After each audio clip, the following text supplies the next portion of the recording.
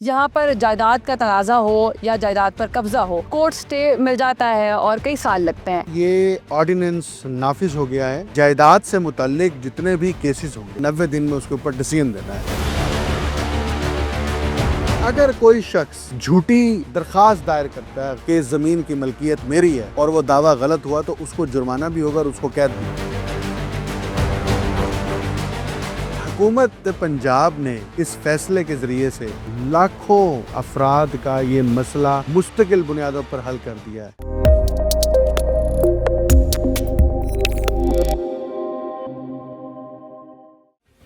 अस्सलामुअलैकुम, this is me Dua Mirza and you are watching broadcast with Dua Mirza. Punjab हुकूमत ने आज एक बड़ा फ़ैसला किया है जिसमें कानून नाफिज कर दिया गया है और कब्ज़ा माफिया जो बहुत सरगर्म था पंजाब में, हमने देखा कि कई साल लोग कोर्ट्स में जलील होते हैं और फिर 30, 35, 36 साल और इवन 50 साल तक भी फैसले ऐसे आए हैं जिसमें लोग अपनी ज़मीन नहीं छुड़वा पाते। लेकिन अब 90 दिन में फ़ैसला आएगा, नया कानून नाफिज कर दिया गया। इससे पहले सूबाई मोहतसिब का इदारा था और अगर खातून के नाम पर किसी भी ज़मीन की मलकियत होती थी तो 60 दिन के अंदर फ़ैसला आया करता था। लेकिन अब हर शहरी ही इससे मुस्तफ़ीद हो सकेगा और जिसकी ज़मीन पर या जायदाद पर कब्ज़ा है 90 दिन में उसका फ़ैसला आएगा। और धोखाधड़ी से अगर कोई भी शख्स किसी की ज़मीन हथियाने की कोशिश करेगा तो उसको संगीन जुर्म करार दिया जाएगा। 5 साल कम से कम, जबकि ज़्यादा से ज़्यादा 10 साल तक सज़ा हो सकेगी। ये कानून है क्या और इससे पंजाब में कितना इम्पैक्ट होगा, इम्प्लीमेंटेशन हो भी सकेगी कि नहीं, इसके लिए मेरे साथ मौजूद हैं political analyst doctor Akmal Somru sir. Thank you so much, आपने टाइम दिया।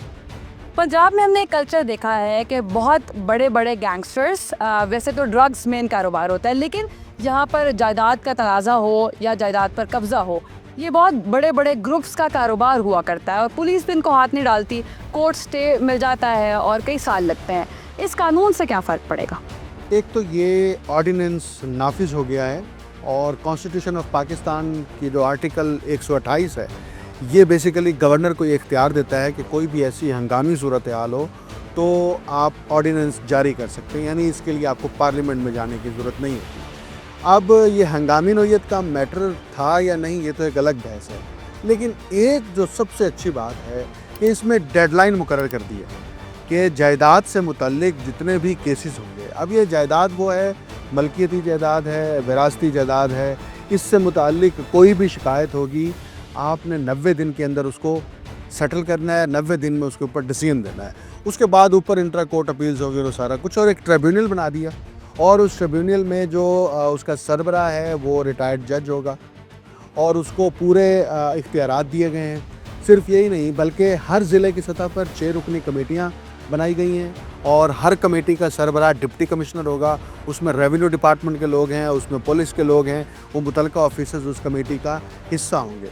अब इसमें जो मुझे सबसे ज़्यादा अपीलिंग बात लग रही है वो ये है कि अगर कोई शख्स बतौर गवाह भी पेश होता है और गलत गवाही देता है या अगर कोई शख्स झूठी दरख्वास्त दायर करता है, गलत दरख्वास्त दायर करता है या दावा दायर करता है कि ज़मीन की मलकियत मेरी है और वो दावा गलत हुआ तो उसको जुर्माना भी होगा और उसको कैद भी होगा। यानी कि अब ऐसा नहीं है कि आप किसी की जायदाद पर कब्ज़ा करें और फिर उसके बाद दरख्वास्तें दें और दरख्वास्त देने के बाद कहें ये मलकियत मेरी है और बाद में झूठे साबित हों और आपको कुछ भी ना हो। अब ऐसा नहीं होगा। और अच्छी बात ये भी तो है कि सोसाइटी और कंपनी भी जवाब दे है। अब इसमें इस ऑर्डिनेंस के अंदर इसका कैनवस बड़ा किया होता ये है, अमूमी तौर पर आप बड़े शहरों में जहाँ जहाँ अब सोसाइटीज़ बन गई हैं, सोसाइटीज़ ने ना अपना एक पूरा सिस्टम बनाया हुआ है। सोसाइटीज़ जो है वो हर घर से पैसे वसूल करती है मेंटेनेंस के नाम के ऊपर, ठीक है, गवर्नमेंट नहीं वसूल करती, गवर्नमेंट पूरा शहर मैनेज करती है, वो घरों से कोई पैसा नहीं लेती। अगरचे एक दफ़ा प्लान आया कि फ़ी घर मरले के हिसाब से हम पैसे लेंगे और सारा कुछ होगा और वासा के बिलों में जो है उसको शामिल करेंगे, अभी तक वो नहीं हुआ। सोसाइटीज़ सिक्योरिटी की मद में पैसे लेती हैं, सोसाइटी सफाई की मद में पैसे लेती है, सिक्योरिटी और इसके अलावा बाज़ दफ़ा अनफोर्सीन एक्सपेंसेस की मद में भी सोसाइटीज़ पैसे ले लेती हैं और सोसाइटीज़ खुद को ये समझती हैं कि हम जो लॉ ऑफ द लैंड है उससे बाला तर हैं। इसमें उनको बाउंड कर दिया कि ऐसी तमाम सोसाइटीज़ जो प्राइवेट हैं या कोऑपरेटिव हैं, दोनों जो है वो उनके ऊपर ये कानून नाफिज होगा। क्यों? कि उस सोसाइटी के अंदर प्लॉट है, उस सोसाइटी के अंदर घर है, उस सोसाइटी के अंदर ज़मीन है, उस पर कब्ज़ा हो जाता है, उस कब्ज़े को के अंदर जो है वो सोसाइटी के मालकान शामिल होते हैं, वो गरीब आदमी होता है, वो कमज़ोर होता है, वो असल मालिक लड़ ही नहीं सकता उसके खिलाफ। नतीजा ये होता है कि वो अपनी ज़मीन से भी महरूम होता है। नतीजा ये होता है कि वो अपनी जमा पूंजी होती है सारी ज़िंदगी, वो भी खो बैठता है। बिल्कुल। अच्छा, हुकूमत पंजाब ने इस फैसले के ज़रिए से मेरा ख्याल है हज़ारों नहीं तो कम से कम लाखों अफराद का ये मसला मुस्तकिल बुनियादों पर हल कर दिया है। अब ज़िम्मेदारी किन पर आयद होगी? अब ज़िम्मेदारी आयद होगी डिप्टी कमिश्नर पर।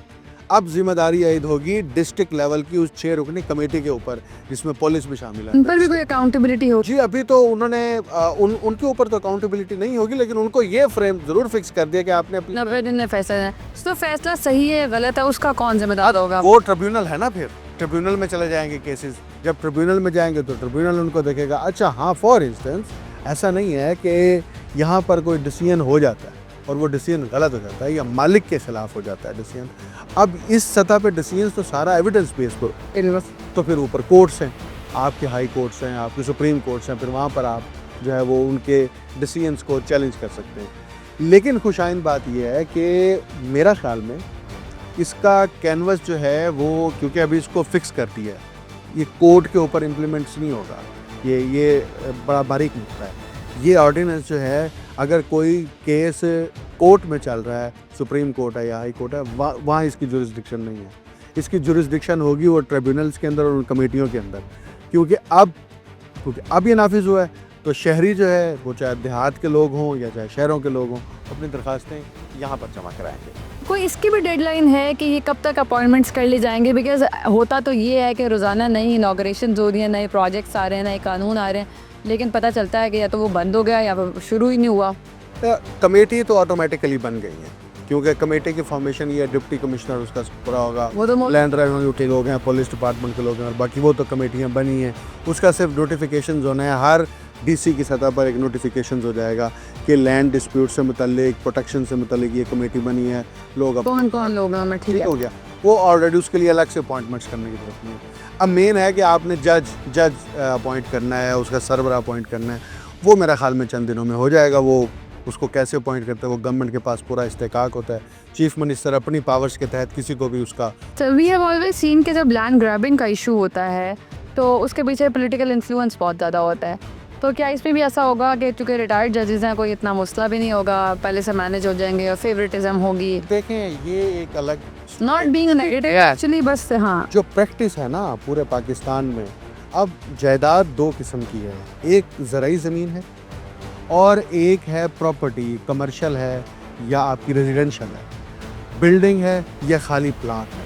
हमने तो देखा है बिल्डिंग पर भी रातों रात कब्जे हो जाते हैं, और वो कब्जे गन, बंदूक की ताकत पर होते हैं। वो कब्जे थाने की सतह पर ताकत हो तो तब होते हैं।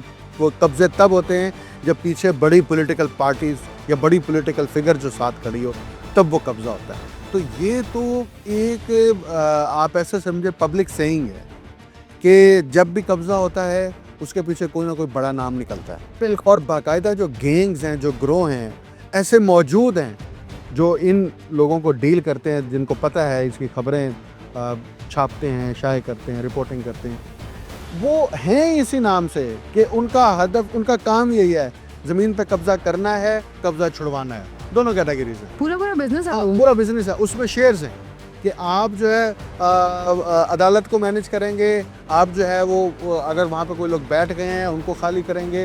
वो सारा एक पूरा गेम है और उसके अंदर आप सारे प्रोसेस को मैनेज करते हैं, उसके पैसे वसूल करते हैं। तो अच्छा, वो पैसे कैसे वसूल करते हैं?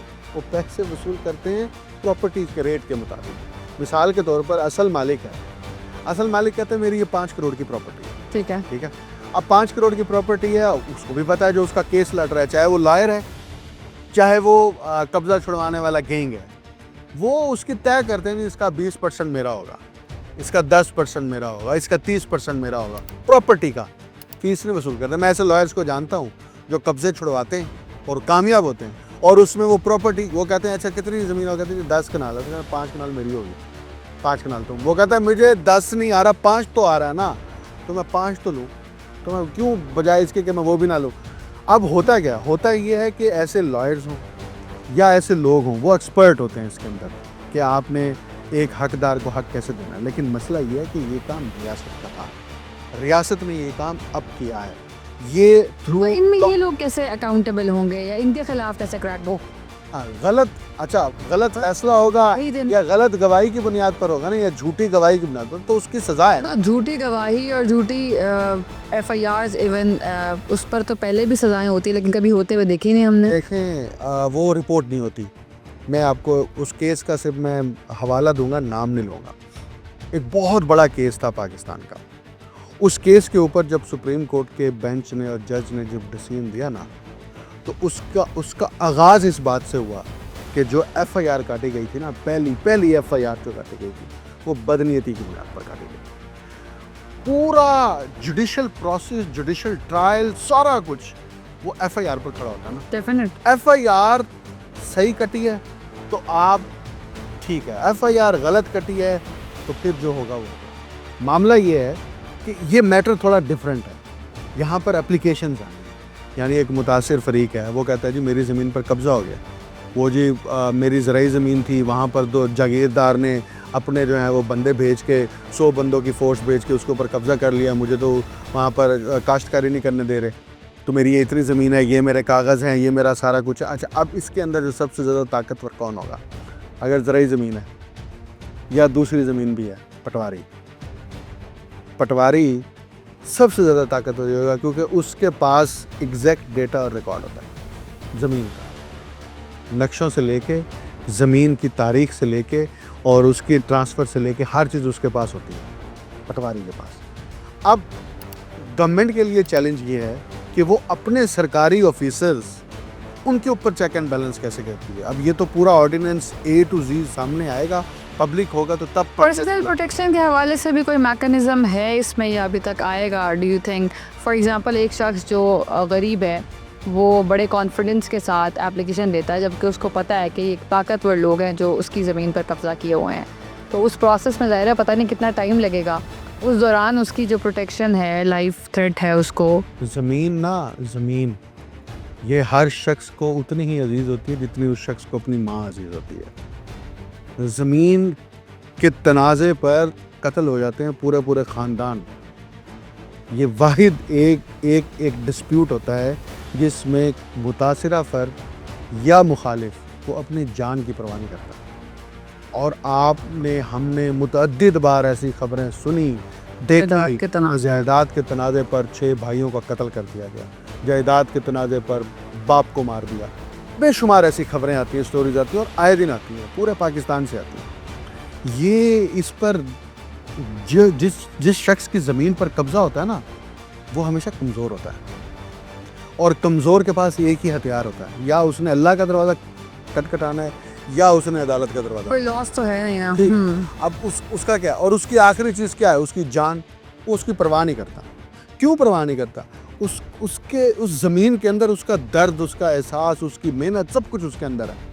अच्छा, अब ज़मीन का चाहे वरासती ज़मीन भी हो, उस पर भी सेम पैशन होता है, उस पर भी सेम एफिलिएशन होती है। तो ये ऐसा नहीं है कि वो जान की प्रोटेक्शन और वो अगर कोई दरख्वास्त देता है तो क्या होगा, क्या। हाँ, हमेशा याद रखिएगा, ताकतवर बंदे से सबसे ज़्यादा ऑफिसर डरते हैं।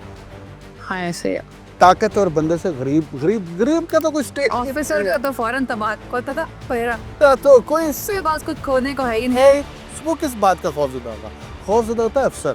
उसको पता होता है कि मेरे ऊपर दबाव आएगा, उसको पता होता है अगर मैं कोई गलत काम करूंगा तो ये, अगर गलत काम करना है तो फिर उसके लिए भी मेरे ऊपर दबाव है। सही काम को गलत करने के लिए भी दबाव आ सकता है, गलत काम को सही करने के लिए भी दबाव। परेशानी तो उसको होती है। बिल्कुल। मुझे बताएं इसकी कैपेसिटी कैसे मैनेज होगी? फॉर एग्जांपल लाहौर है, लाहौर में जो DC ऑफिस में अगर एप्लीकेशन आएंगे वो बाउंड है कि एप्लीकेशन अगर रिसीव कर लिया है तो 90 दिन का मसला होगा। जैसे हमारे यहाँ पुलिसिंग में होता है कि वो कहते हैं डकैती का पर्चा ना करें, प्लीज़ चोरी लिखवा दें, क्योंकि डकैती का पर्चे की इन्वेस्टिगेशन पड़ जाएगी। तो फिर ऐसा भी होगा क्योंकि 90 दिन की डेडलाइन है, तो अब एप्लीकेशन रिसीव ही नहीं करेंगे। ये है, इसके लिए गवर्नमेंट को मैकेनिज्म बनाना पड़ेगा।